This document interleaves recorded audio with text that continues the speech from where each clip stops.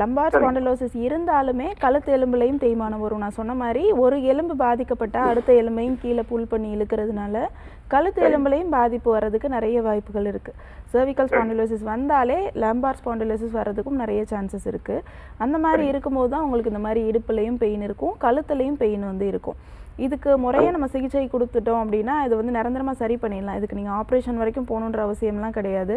நடுவில் பண்ணக்கூடிய அந்த பிளேட் வைக்கிறது, அந்த ஸ்க்ரூ பண்ணுறது, இதெல்லாமே உங்களுக்கு ஒரு பெர்மனண்ட்டான ட்ரீட்மெண்ட்டாகவும் இருக்காது. நீங்கள் அது பண்ணினதுக்கப்புறமும் சைடில் இருக்கக்கூடிய மசிலில் ஸ்டிஃப்னஸ் வரும், நிறைய நர்வ் கம்ப்ரெஷன் வரும்.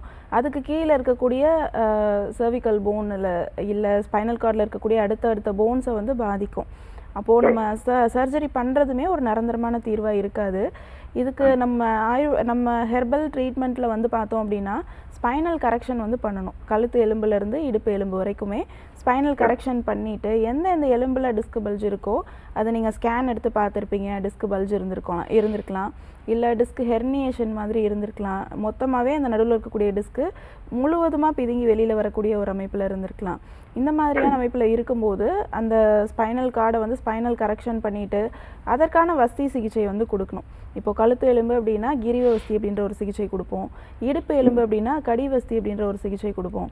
இந்த மாதிரியான பஞ்சகர்மா தெரப்பீஸ் நம்ம பண்ணிவிட்டு ரெஃப்ளெக்ஸாலஜி ட்ரீட்மெண்ட் சேர்த்து பண்ணும்போது ரேடியேட்டிங் பெயின்மே உங்களுக்கு நல்லாவே குறைய ஆரம்பிக்கும். இடுப்பு எலும்புலேருந்து கால் பாதம் வரைக்குமே உங்களுக்கு வலி பரவுறது வந்து அந்த சயாட்டிக் போனில் ஏற்படக்கூடிய பாதிப்புகள் தான். சயாட்டிக் நரம்பு அப்படின்றது ஒரு பெரிய நீளமான நரம்பு. அந்த நரம்புக்கு ரத்தம் போகலை அப்படின்னா கால் விரல் நுனி வரைக்கும் உங்களுக்கு மதப்பாக இருக்கும், மரத்து போகிற மாதிரி ஒரு சென்சேஷன், அந்த ரேடியேட்டிங் பெயின் வந்து இருக்கும்.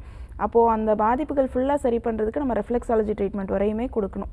இது நீங்கள் கண்டிப்பாக எடுத்துக்கிட்டீங்க அப்படின்னா நிரந்தரமாகவே சரி பண்ணிடலாம். இதோட சேர்ந்து உள் மருந்துகளுமே எடுத்துக்கணும். உள்ளே சாப்பிடக்கூடிய மருந்துகள்னு பார்த்தீங்கன்னா வாத நாராயணன் இலை வந்து உங்களுக்கு கிடச்சிது அப்படின்னா அதை நல்லா பவுடர் பண்ணி வச்சுட்டு நீங்கள் அதை உள்ளே வந்து தேனில் மிக்ஸ் பண்ணி டெய்லியும் ஒரு ஸ்பூன் வந்து எடுத்துகிட்டு வரலாம். அப்படி இல்லைன்னா அமுக்கரா சூர்ணமோடு சேர்ந்து சங்கு பஷ்பம், இது ரெண்டும் சேர்ந்து நீங்கள் வந்து பாலில் கலந்து எடுத்துகிட்டு வரும்போது அது உங்களுக்கு போனில் ஏற்படக்கூடிய டிஃபார்மிட்டிஸ், போனில் இருக்கக்கூடிய நர்வ் கம்ப்ரெஷன், டிஸ்க் பல்ஜ், இந்த மாதிரியான ப்ராப்ளம்க்கு உங்களுக்கு ரொம்பவே யூஸ்ஃபுல்லாக இருக்கும்.